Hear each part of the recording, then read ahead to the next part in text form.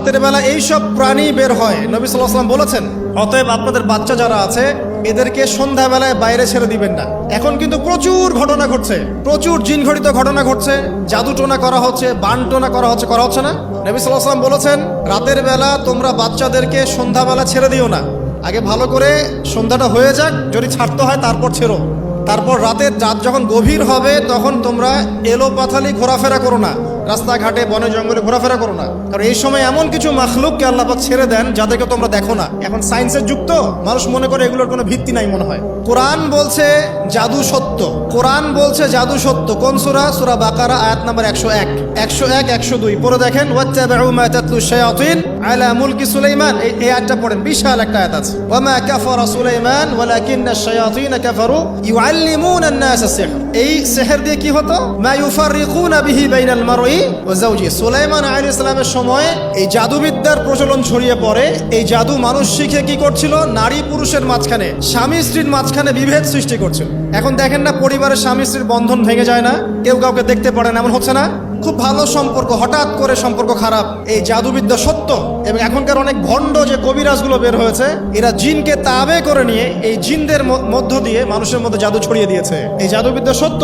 এর ফলশ্রুতিতে বহু পরিবার ধ্বংস হয়ে যাচ্ছে, দৃশ্য অদৃশ্যের অনেক ক্ষতি আছে। এগুলো এখনকার সায়েন্স বিশ্বাস করে না। আর সায়েন্স বিশ্বাস করে না বলে যে আমরা বিশ্বাস করবো না এমনটাও নয়। এখন বিজ্ঞান যেটা প্রমাণ করতে পারে নাই, এটা কি বিজ্ঞানের ব্যর্থতা না ইসলামের ব্যর্থতা?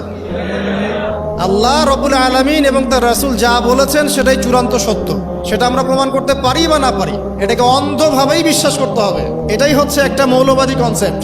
আর এভাবে ইসলামের মৌলিক বিষয়গুলোকে না মানলে কেউ মুসলিমই হবে না। কথা কি বুঝতে পারছেন? আচ্ছা, তিনি বলছেন রাতের বেলা এমন কিছু মাখলুক বের হয় যাদেরকে তোমরা দেখো না। দুষ্ট জিন বের হয়। কি বের হয়? জিন জাতি নাই পৃথিবীতে? আল্লাহ পাক সূরা জিন নামে একটা গোটা সূরা নাজিল করেছেন, করেন নাই? কুল উহিয়া ইলাইয়া আন্নাহু ইসতামা নাফারুম মিনাল জিন্নি ওয়াকালু ইন্না সামি'না কুরআনান আজাবা। জিনদের একটা দল কোরআন শুনে বলেছিল যে আমরা অদ্ভুত আজব একটা কোরআন শুনেছি। তারপর তারা গিয়ে তাদের কওমের কাছে ইসলামের দাওয়াত দেয়, ওই কওম ইসলাম কবুল করে। এটা নবী সাল্লাল্লাহু আলাইহি ওয়াসাল্লামের জীবনের সেই সময়কার ঘটনা, যখন নবীজি তায়েফ থেকে ফিরে আসছেন। তায়েফবাসী তাকে অত্যাচার করলো। তিনি নাখলা উপত্যকায় এসে নামাজ পড়ছেন, ওই নামাজের কেরাত শুনে জিনরা ইসলাম কবুল করেছে। তো সূরা জিনে আল্লাহ পাক এই কথা নাজিল করেছেন। তো আল্লাহ পাক যে বলছেন জিন জাতি আছে, আল্লাহ কি মিথ্যা কথা বলছেন? নাকি নাসা যখন বলে এলিয়েন আছে তখন ওইটা সত্য, আর আল্লাহ বলছেন জিন জাতি আছে এটা মিথ্যা? তা আমাদেরকে আবার নতুন করে মুসলমান হওয়া লাগবে এখন, না আমাদের কনসেপ্ট চেঞ্জ হয়ে গেছে। আবার দেখেন আল্লাহ পাক বলছেন সূরা জারিয়াতের 56 নম্বর আয়াতে, ওয়া মা খালাকতুল জিন্না ওয়াল ইনসা ইল্লা লিয়াবুদুন। আমি জিন আর মানুষকে শুধু আমার ইবাদত করার জন্যই সৃষ্টি করেছে। তাহলে দুটো জাতি পাওয়া গেল, জিন এবং মানুষ। জিন কিসের তৈরি? আগুনের তৈরি। মানুষ কিসের তৈরি?